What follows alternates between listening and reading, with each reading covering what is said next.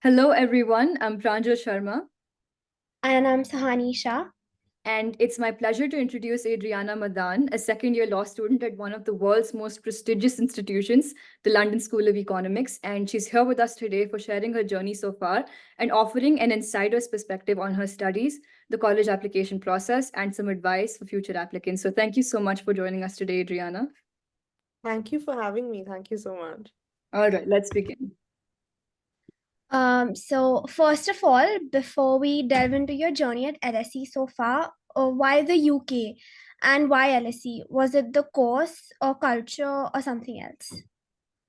So I think why the UK, I was very set that I wanted to do law right from seventh grade. So I knew the US wasn't really an option if I wanted to do it at a bachelor's level. So I knew that my main choice was between the UK and India. And I think when it came to the two and when I was comparing like the course structure and course content, I realized that the UK is very, very practical in the sense that it's fully based on case laws. They encourage mooting as a form of learning as well, like it's a part of our academic syllabus. So I think in that way, I realized like the practical nature of the course, and that really drew me to it. I think more so the LLB in India is 5 years because you need to do like a BA before, but in the UK you can do a direct LLB, so it's 3 years and you're done. And I feel like in terms of saving time, that was the reason why I chose the UK over the US. Um, More than anything, I also felt like I've been in India my entire life, so I've had that exposure there. We've constantly moved cities. So I felt like for my own learning, like as an overall learning experience, moving outside the country was the move for me. So that's why I chose the UK in terms of like the overall learning journey. And to answer the second part of your question, which was why LSE, I Yeah. felt like just right off the bat, it was the faculty, the mix of practical experience, and they're such academically brilliant minds. It truly teaches you so much more because you gauge so much from their own experience. And I was talking to Pranjal right before this call started that there's nothing better about LSE than its location. It's right in the midst of London. All of the biggest law offices are like a 10-minute walk away. So we constantly have events with them. And for me, that's amazing because I can build like a one-on-one connect with a lot of the people at the law firms. So for me, because I want to go into that field, it was just something that was amazing for me.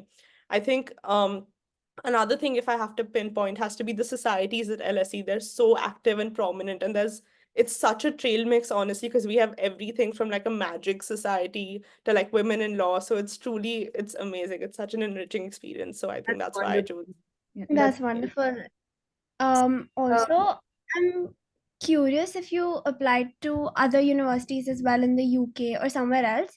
And if you did, could you tell me about the reasons and factors that led you to choose LSE other than those places? So I did apply to other universities. I applied to a lot of universities in the US as well because I did want to keep that option open, or at least I viewed it as more of a backup because I knew I wanted to pursue law. So I applied for political science and pre-law in the US. But I think, of course, since I got into a good enough institution in the UK, I went with this. Here you're allowed to apply to five. So I did Cambridge, LSE, UCL, King's, and Edinburgh. But I think I chose LSE mainly because of course, the prestige, faculty, location, everything that I've mentioned above. And I think in terms of my career with so many insight sessions, it's really the place to be and it's as metropolitan as the city can get. So I love it. absolutely. So, tell me, how does LSC integrate practical or real-world experiences into its academic programs? And have you had the chance to apply any theoretical knowledge in practical settings at LSE? Sure. I think I'll give you an example. The LSE Economic Society, for example, every Tuesday at 8 p.m., they host something called Pizza with a Talk, which is basically they just host it. It's not like economics related talk, but they have like different topics that they cover. Once I remember they did something about how the fintech industry is so interlinked with legal services, which is of course directly related to my course. But I think most recently, right before I left, they sort of explored the economics of parenting. So I think it's so important to have like such vast topics like this because it does give me a lot of practical experience, as you said, that I can take back into my academic programs.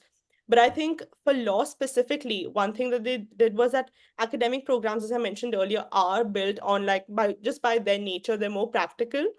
They're built on like real life cases. Sometimes we have like the speakers of or the litigants who took that case forward in court, and we have them discuss like their reasonings behind why they took that case forward, how they presented it in that particular way. So I think it's really important for your learning. And as I said, mooting is a part of our academic syllabus, like it's a full module that we do.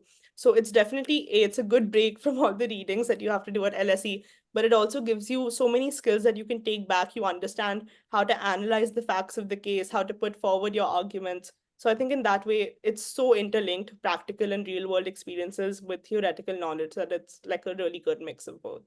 All right. So now let's segue into your personal statement for a while. So can you share the main influence behind your personal statement and the predominant idea that you wanted to convey to your admissions officers about you? Sure. I think with IB, we always learn that mind mapping is paramount and that process is above all. So when it came to my personal statement, I applied that as well. I sort of just pulled out a piece of paper and whatever was coming to my mind, whatever activities, extracurriculars that I did, whatever I learned from my subjects, I sort of wrote that down. When it came to the idea I wanted to convey, I think with the personal statement, there's not much thinking involved like it is with a US application, where you need to like have a narrative, you need to craft a story, and you need to really make it like convincing for the reader. But I think with the UK you need to be very like direct and to the point. So I think what I wanted to just like one idea that comes off the top of my head, as I mentioned earlier, I wanted to do law since I was in seventh grade. So I think mainly that is what I tried to convey, that it started, my personal statement started with the book I read, which is actually what got me into law, and then how I pursued that with internships, how I built that through my academic subjects, and how what I aim to do once I'm in the UK. So I think that's like the main idea I wanted to convey. Like my passion was extremely deep rooted, and it's something that I had for like several years before. Absolutely, I can resonate with that actually. And so LSE is a very academically rigorous university, as you said when we were chatting, but it does include a student body with diverse interests and experiences. So, first of all, do you think extracurriculars are important for an application to LSE? And secondly, did you list any extracurriculars in your personal statement? Sure. I think extracurriculars are important, period. Like not for university or LSE in general. Like you need it for your own personal development. It helps you like just draw on so many different experiences and get exposed to so many different perspectives. Like you said, LSE has so many like diverse interests and experiences, which I said earlier. We have about over 200 societies, and as I said, it's so niche, something like magic or anime, for example. And if someone's really interested in that, or whether it's about like central banking and ed tech, I think you really, or coding, for example, you need to have like those extracurriculars to sort of help you understand what societies you'd want to join, what interests you have beyond your academics. So I think that is, you can only do that if you have a good set of extracurriculars to back it. And it also does help you, it also does, oops, sorry. All It's done. It also helps you sort of like define your own perspective, your own standing. You understand like your purpose, I feel like, through your extracurriculars. So it's so important to have those. And I think the second part was, did I list any extracurriculars in my personal statement? I started with an internship I did with the Supreme Court advocate in the 12th grade. And I think and I spoke about how that really helped me like understand like the nature of law practically, because I only had a theoretical understanding of it beforehand. And another extracurricular that I did mention was a research paper that I wrote on the chain of violence on African American women in the US. And I also actually spoke about the last issue I did as the editor in chief of the JPIS editorial board, which was on liberation. So I spoke about how stigmas can sort of influence our perspective. So yeah, that those are the few yeah, that's extracurriculars. great. A lot of people That's mistake an lot impressive of- list. Yeah. yeah, I know. And a lot of people tend to mistake go into the UK without extracurriculars as a thing to get in. And I'm Yeah. glad you clear that up for everyone, actually. Yeah, so honey, let's continue. Yeah, given LSE's very large and diverse pool of applicants, what unique angle or perspectives did you bring to your personal statement that you think it did it for you? I think I spoke about my internship earlier. So just to like sort of zoom in on that, I had the opportunity to co-author a petition for the government of India when I was working in that internship. And I think I was honored to be given that opportunity in the first hand, and it was something that I really spoke about a lot because I investigated the rising fuel and diesel prices in petrol and diesel prices in 2021, and why that needed to be taken up. I think more than anything, I feel like that did it for me because it taught me so much about the intersections between institutions, law firms, and individuals as a whole, and like the impact law can have on policy making. So I really spoke a lot about that, and I felt like that did it for me. That's wonderful. Yeah. So also I really wanted to know, like, since the UK admission process is very different from all the admission processes in other countries, what advice do you have for high school students in navigating through the application process, like including UCAS, reference letters, and personal statements? I think when it comes to UCAS, it's a very like simple portal to navigate through. It's pretty much like the common app, maybe even simpler. You just need to put like your academic grades and your personal details. One mistake, however, that I did was I listed English language instead of first language English. And so I had to give King's actually asked me to give the IELTS exam as well. So don't make that mistake. Write it as the first, like as your first language. Um, but I think when it comes to reference letters, you actually have no play in it. The school, I remember when I was applying, the school had sent us a form and we had to fill in our preference for the subject and who our teacher was for the reference letter. So I think this is a better question for the faculty because I'm not really involved in the back end. We weren't allowed to read our reference letters. And the last thing that you mentioned was just the personal statement in general. Yeah, I I think think And if the yeah, personal statement, reference letters, yeah. I think if it's taking you more than 3 or 4 days to write your personal statement, you're thinking way too much into it. You don't need to think that much. It's very direct, very to the point. Like it really doesn't require that much thinking. So don't stress. I'm like, sure, you'll figure it out. absolutely. Yeah. And more than anything, Akriti ma'am and Ayusha are your biggest resources. Honestly, they're so helpful. I remember we started looking at my personal statement like 2 days before I had to submit it. And like we literally went through it in an hour. We were done, fully editing it and fully getting done with it. So they are your biggest resources. Super thankful for I them. couldn't We agree couldn't more. agree more, yeah. Gone through Both that. of us. Yeah. Yes. Also looking back, is there anything you wish you had done differently or, approached in an alternative way during your college applications? I wish I was more relaxed. I was so stressed throughout the entire process. And I like application season, it's so much fun. I mean, we were all in the hostel, so we still look back at it even now. But I think just be more like relaxed. Don't be as stressed as you think you need to be. Like you're honestly on the right track and you'll figure it out.